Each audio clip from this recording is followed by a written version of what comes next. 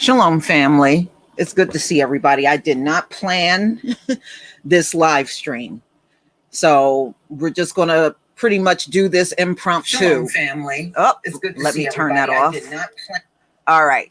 So if you say I didn't get my notification, you probably didn't get one because I'm just starting the live stream. So it's nothing wrong on your end. How you doing, Lioness? And I have a story, and I want to thank one of my subscribers, Black Rain, for this story. Now, ladies and gentlemen, you know, for centuries, they have always poked fun at Black people for eating chicken and watermelon, and, you know, and that kind of stuff, as if white people don't eat chicken. You know, let me tell you, damn near every time I go to a restaurant or I've been in a restaurant, I've seen plenty of white people sitting there eating chicken. So, you know, sometimes you got to take what they say with a grain of salt. Even they don't even have the ability to see how ridiculous they sound.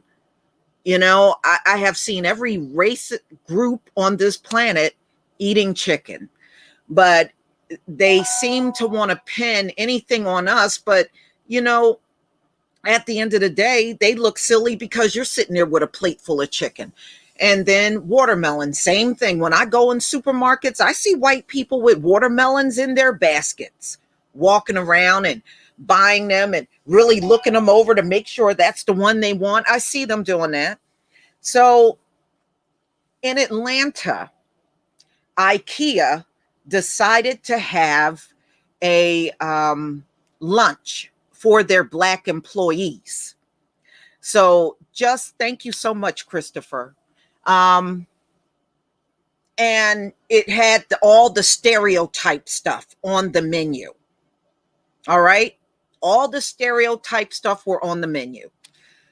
Look, ladies and gentlemen, these folks live to mess with us. Just remember that. It don't matter if it's on your job. It don't matter if you're in the store shopping and they randomly come up to you. It does not matter if they're your neighbor and they see your kids in the street. They are looking for any opportunity to come at you. And I have seen it my entire life. That's why when we do the Karen videos, I tell y'all, they are looking for this. They are looking for any Black person to walk up to and start mess with. And so is Darren. He's doing the same thing. They live for this stuff. No matter how much we tell them they obsess with us, they seriously do. We see all of these Karen and Darren videos. Do you see all kinds of videos with Black people randomly walking up to them and starting a situation? No, that's not our thing. That's not our thing, even on our worst day. But one thing I can honestly say, y'all, Black men and women, our Hebrew brothers and sisters of this generation, don't take that mess so easily anymore. See, when they poke fun on jobs and start all kinds of racist issues on jobs, men and women of today are suing. They're not sitting back and taking that mess anymore.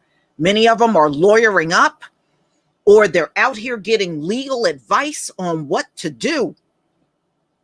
So we have smartened up a lot over the years, y'all. It is not like, see, back in the day, people would have got messed with on jobs. They probably would have cried about it, been hurt about it, but eventually they would just move on to another job and not do anything. This generation today ain't about that. You mess with me, I'm going to hit your pocket. Okay, I'm going to hit your pocket. And they don't even realize a lot of this stuff that they're doing on jobs, they're being recorded. We got phones. We can videotape your ass. We can get audio of you saying all kinds of crap on the job. It's not like it was back in the day. This generation, they ain't taking that crap. So you step up on them, they gonna get your wallet. That's what they gonna do. And chances are companies aren't going to do nothing because usually the boss or manager look just like the perpetrator. So they're not going to be inclined to do nothing until the legal papers start showing up on their ass, and then they'll jump up and do something. That's usually how they operate. They never do anything because, let me tell you, that boss and supervisor is taking a lot of pleasure watching that person torment you on your job. Okay? So, it's a different world today than it was even 20 years ago. And believe me, I knew men and women that were harassed on jobs, and I'm sure you guys know, and you may be that person yourself. But we all know somebody that's been through it, or you have been through it yourself. So let me go ahead and get to this story that came out on CBS News. Let's see if I can find that. Here we go. All right, let me go ahead and share my screen with you.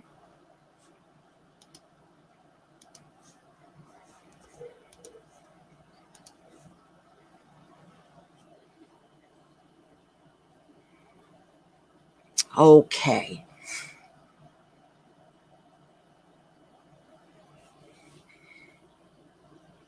Yeah, Yakab, I hear you. You said all my bosses are racist. Usually that's how it is. See, that's why they only want a few of us that you can count on one hand in the business, and then the rest of them look just like them. It's a reason for that. Okay. They always want to be able to outnumber us at all times. And usually the perpetrator, that's why they feel comfortable being a racist to you on the job, because they know the majority of the people look just like them. All right. Thank you so much for the ones, everybody. I do appreciate it. And I appreciate each and every one of you. All right. Let's get to this story. Okay. I don't think I need to tell you what was on the menu, right? I don't need to tell you that. All right. Okay, so this came out on CBS June 22nd, 2021. And one of my subscribers, Black Rain, is the one that sent me this story. So I want to thank you. So these employees, you're a furniture store, you're going to, chances are you may be open for business. So they decided to do a lunch for the Black employees. And I don't have to tell you, this is definitely a non-Black person that did this menu. It is too obvious. All right. So a menu that the manager of an Ikea store in Atlanta says was meant to honor Juneteenth instead angered Black employees who called it insensitive. That manager knew what they were doing. One thing I want y'all to always notice, whenever they get caught doing something racist, they go to playing dumb. It is an act. It's an act. Don't believe the hype. They know what they're doing. There's no way racism has gone on for 5 centuries and they don't know what is going to offend Black people. They know. They know. It's been too long. Racism has gone on for way too long for them not to know. It's fake. Just like when we catch them in blackface, I wasn't trying to offend nobody. Yes, you were. Yes, you were. Y'all don't ever believe them when they go to playing dumb. It's an act. They're putting on their best Oscar performance, but they know this was going to offend you. Okay. So many didn't show up for work on Saturday, Juneteenth, and some even thought about quitting. So some of them were so angry over what this manager did and what, they were serving the Black employees, they were getting ready to walk out. The manager is apologizing. The manager knew what they were doing, y'all. They know what they're doing. They know what racism is. Employees who requested they wanted to remain anonymous due to fear of repercussions showed CBS Atlanta affiliate WGCI TV an email sent Friday that said the special menu for customers and employees was one to honor and preserve the Black American and acknowledge the progress yet to be made. Trust me, Miss Thing knew what she was doing. And what was on the menu, let me go back to that part, was chicken, watermelon. I mean, come on. But this manager is saying they did not know this was going to offend anyone. Do you believe them? Okay, so it was fried chicken, watermelon, mac and cheese, and collard greens. But this manager said she didn't know that was going to offend anybody, chicken and watermelon, because we know the stereotypes you have when it comes down to us, and you attach like certain foods and everything, which is ridiculous. You say that as if only Black people in this country are frying chicken. Only Black people in this country are eating watermelon. You can pull up YouTube videos and see white people frying chicken. And you can see them with watermelons too. So you know how it is. It's like the sickle cell, as if only Black people get sickle cell. And when you pull it up, a lot of people that are Hispanic, a lot of people that are Iranian and all over in what they refer to as the Middle East, which is a stupid name for that place. That's a direction. That's not a name for a place. A lot of them get sickle cell too. But anything that they see as negative or as a joke, they try to attach to us.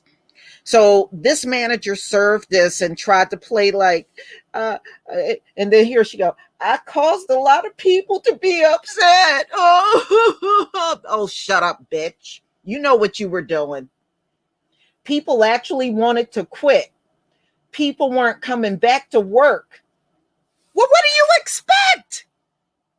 I'm sorry, this is a he that did this. This was a white male. So what do you expect? What you thought they were going to do? Pat you on the back and say, well done? So, you expressed how you felt about your Black employees by serving them that stereotypical food. Why not let them decide what they wanted to eat and then take those orders and bring that food in?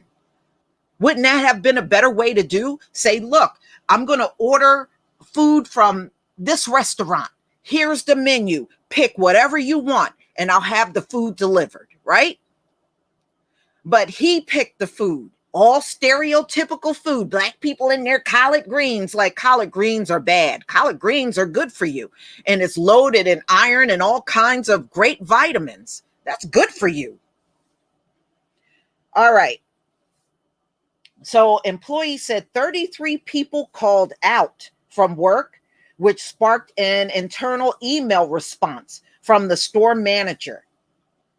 It said, I truly apologize if the menu came off as subjective. No, you did that on purpose. He knew he was going to get a reaction, y'all. Don't believe the hype. It was created with the best of intentions by a few of our coworkers who believe they were representing their culture and tradition with these foods of celebration. Again, why not let the employees pick their own food? Okay, why not do that? Okay, so, however, employees said the decision behind the creation of the menu should have included voices of color first. Now, can you imagine that? Everybody that picked this food out, y'all, weren't even Black employees. But this manager wants us to believe this was not intentional. So a holiday for Black people, you let non-Black people pick all the food and not the Black employees who are supposed to be celebrating the holiday. Yeah, and that is supposed to make sense to everybody. And you mean to tell me out of all of your non-Black employees, not one of them said, you know what, this may be offensive. So much for those good white people, right? Where were they? Okay. None of the coworkers who sat down to create the menu, nobody was Black, the employee said. So everybody that picked this menu had no connection with the Black culture. That says a lot right there. And it just says that, it also reveals the level of racism at Ikea. The store manager told employees, WGCI, that the menu was amended after the issue was raised. Okay, so after the damage is done, you're ready to raise the issue and discuss, this menu with the Black employees when you should have done that from the jump. But another employee said they just displayed the menu by the day, thinking that everybody who was upset stayed home on Juneteenth and wouldn't notice on Sunday, which just added the insult to injury. So, in other words, the Black employees stay home and the white people sit there making fun of Black people eating this food. I mean, that's really what they're saying. The revised menu still included collard greens, cornbread, mashed potatoes, and meatloaf. Customers also felt the menu was insulting. So not only did your Black employees believe it was an insult and racist, so did your customers. That says it all right there. Okay. I'm just frankly disappointed in the learning process. You shouldn't learn after you have insulted all of your Black employees, said one. The store manager told WGCL management deeply apologized for what happened and realizes they got the menu wrong. No, you didn't get it wrong. You did what you wanted to do. You and those white employees that took part in picking out that menu, you did what you wanted to do. Okay? And we got to stop listening to this, oh, I apologize if I offended you. It's a bunch of fakery, y'all. It's a bunch of fakery. Thank you, Justin, for the super sticker.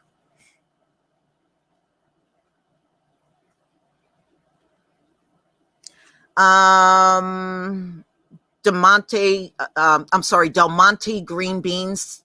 Thank you so much for the super chat.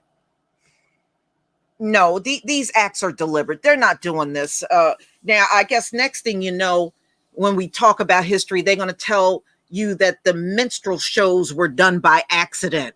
They put on the blackface and woolly wigs and got on the stage and sing, and that was all by accident. That's the next thing we're going to be told. I don't really shop at Ikea, to be honest with you. There were some around me when I was years ago that are not here now, but I never was a big shopper at Ikea.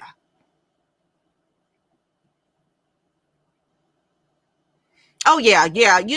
One thing, Michelle Harvey, one thing I know, when other groups come together at work, and they will all side with the perpetrator that's being racist to you. Yeah, Asians, Hispanics, they'll do that.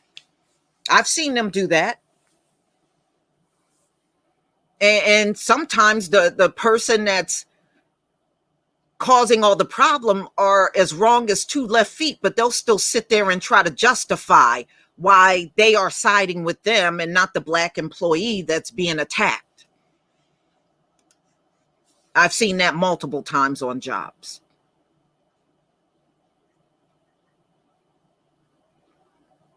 Mm-hmm.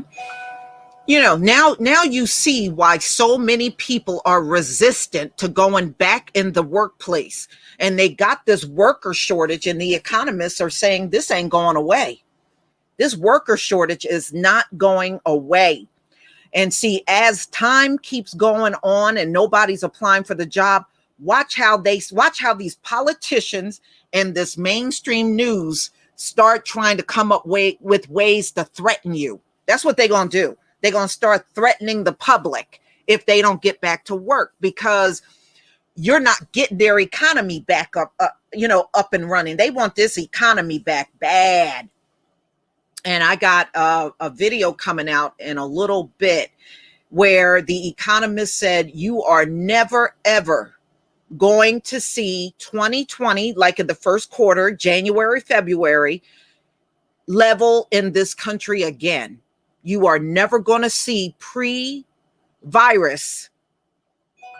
economy in America again. You're not going to see that again. And they are not going to accept it. Many of them know what's going on. Thank you, Roderick Jackson, for the super sticker. Many of them know exactly what's going on, and they knew they had a limited amount of time of ruling, and they're still trying to hang on, but nothing is going right for them. I know everybody notices it. They notice it too. They do. They notice it too. They notice that they opened everything up and things don't seem so great, but they're going to keep on telling you that, oh, it's getting better. Oh, it's getting better. They're just lying to you, y'all. Brandon, thank you so much. I hit actually yesterday in the morning, but at one point in time I had switched off my numbers, but thank you.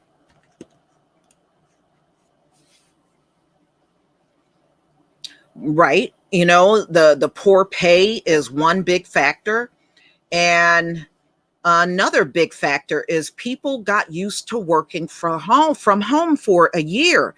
Just think about it. You didn't have to burn your gas. You didn't have to pay to ride the bus or the train. You did not have to get all dressed up. You didn't have to go buy lunch. Okay. You didn't have to do none of that stuff for a whole year.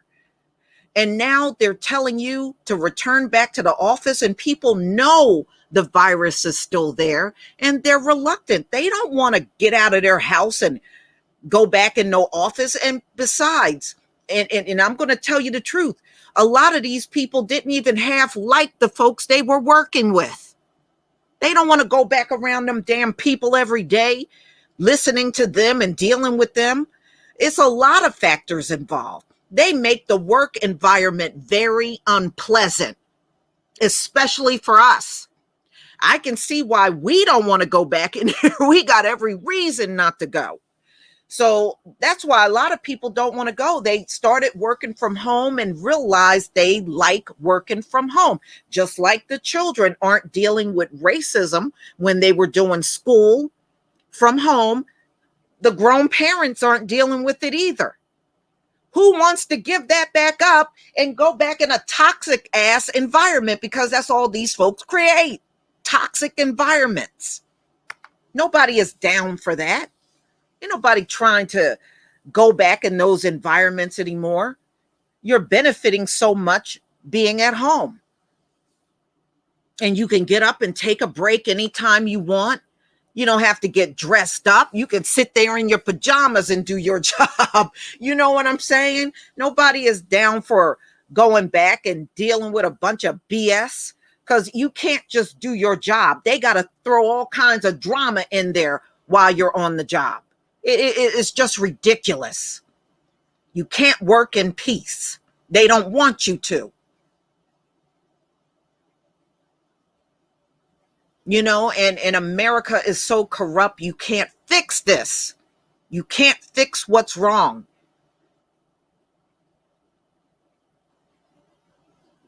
So people are going to resist and be reluctant, and this is going to continue. And they already said this worker shortage, there may be no end in sight. It may be permanent.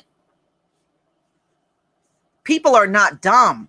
They're not believing what the media is saying about everything is okay. They're not believing it. Thank you, Loveline Turner, for the super sticker. Thank you so much. People are not believing that. I mean, I guess they think if they say it every day, we're supposed to believe it. It just is not going down like that. Thank you, Dee, for the super chat. Oh, okay. Well, you have a great day. Shalom. Yeah, so, everybody, you do what's right for you. At the end of the day, these employers are going to have to up the ante by raising the salaries, or they're going to be sitting there always needing help. And many of them are saying they're just doing it with just a handful of people, and they need way more people on these jobs, and they're just not coming. I mean, you can just watch the videos of all these owners of small businesses saying nobody's even walking in to fill out an application. No one's even walking in to fill out a job application. And they already got the visas for this country all backed up. So even the foreign workers that come on a work visa, they can't even make it over here. And quite frankly, y'all, do you want all of these immigrants from India coming over here looking for work? After what you saw happen over in their country, and it's still going on, would you want them come flying over here and taking jobs and infecting the place? I mean, you better think about these foreigners coming in. They're not just coming in to work. They're bringing a lot of other things in here that will impact America as well. So it's easier said than done. Wow, y'all really came out. 954 people here. I didn't think, because I sprung this on you at the last minute, I didn't think a lot of people would be here, but I'm happy to see that number.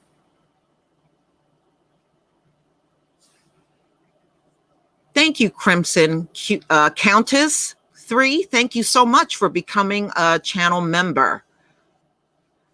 I think people just had enough. They had enough, and this just go to show you a lot of people were not happy on these jobs, y'all. They weren't, because if they were, they would not have a problem filling positions. Even the people that look just like them did not like being on these jobs. This is proof. Wouldn't you think they would come together and say, you know what, we got to get everything back. Just take the jobs and just move on if you find something better. They're not even trying to do that. Okay, they're not even trying to do that.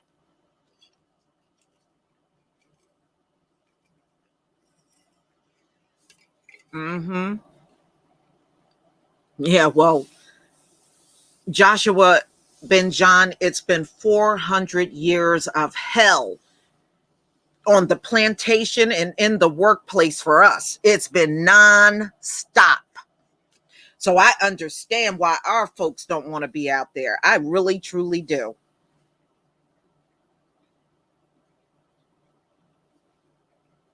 Yeah.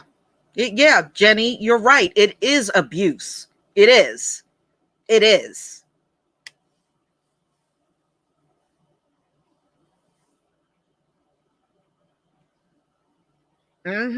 Yeah, somebody had sent me, thank you, Everett, for the super sticker. I had an uncle named Everett. We had a big age gap, but we got along so great. I mean, he died back in 2017, but he and I had such a great rapport. He was one of those elder relatives I couldn't wait to go and sit down and talk to. We had some of the greatest conversations ever. And I haven't thought about him in a long time until I saw your name. Yeah. Yeah. And oh man. Thank you, Onika. Thank you so much. Thank you, Lisa Cabrera, for all you do. Well, thank you. Thank you for being here. Thank you.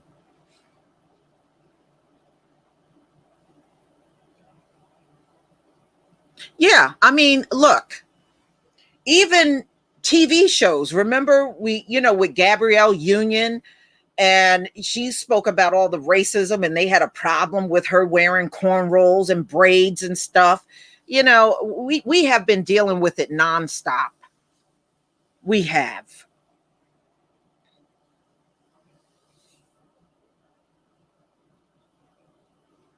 Mm-hmm.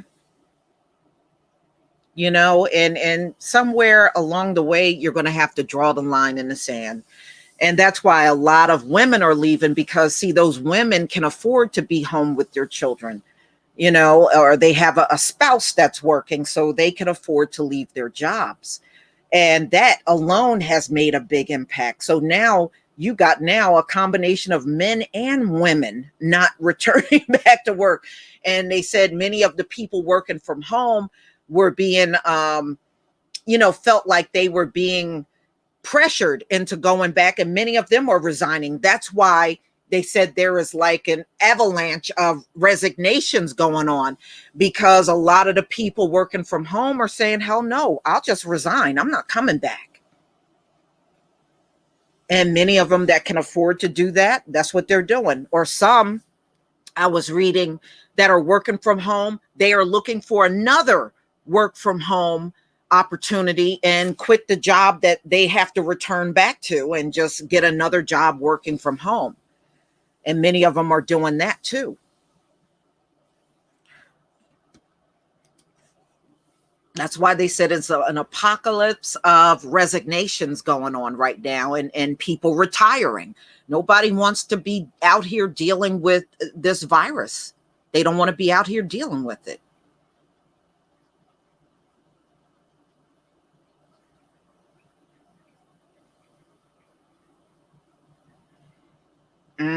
Yeah, especially, you're right, Christopher. There are. And especially if you go and look in your newspaper, because I see it around here already, teachers are leaving in droves. And you know how back in the day, your teacher would leave and they would have like a substitute teacher. They can't even get substitute teachers, y'all. Even the substitute teachers don't want to go back in the classroom. They can't get them either.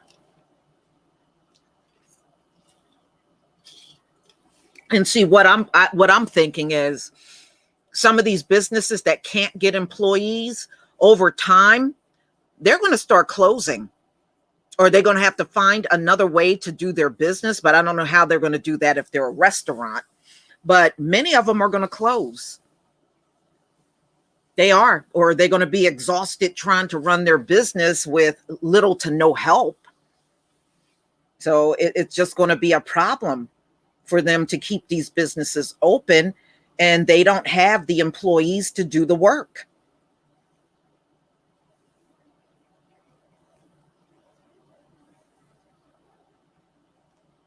Yeah, doctors have left. A lot of them have passed on too. It was like, especially back in 2020, it was not unusual when I went out to look for stories to see multiple doctors that passed on, that were working in emergency rooms and everything. Yeah, a lot of them did. Nurses too. Mm-hmm. How you doing, True Royal? I gotta call you when I'm done. I got something to tell you. Um, so y'all, we'll come together and do a live stream again. I'm so glad you all came. And I'll have some more videos coming out later on today. So just look for those. I think maybe one more for today, and the rest of them will come out tomorrow. But I tell you what, June has been a very, very interesting month. It really, it has been a real interesting month, y'all. And don't forget about the strawberry moon, our final super moon for the season. It will begin on Thursday, the 24th, and end on Sunday, the 27th. So hopefully the skies will be clear enough for you to get a glimpse of the moon. Supermoon should be larger and brighter in the sky. And it's called the strawberry moon is because you plant your strawberries in February and they're usually ready to harvest in June. So that's where it gets its name, Strawberry Moon. So everybody, please enjoy the rest of your day. As always, you think that you enjoy my videos. I enjoy each and every one of you. You are the ones that make my channel what it is. I certainly didn't do it alone, and I don't take credit for doing it alone. All of you played a huge part in coming and watching the videos and liking the videos and sharing them, and I deeply appreciate that. And it has not gone unnoticed. Please enjoy the rest of your day, family. I hope you're not in all this humidity like I am. It is, boy, the humidity is like off the hook today. It really is. All right. Shalom, family.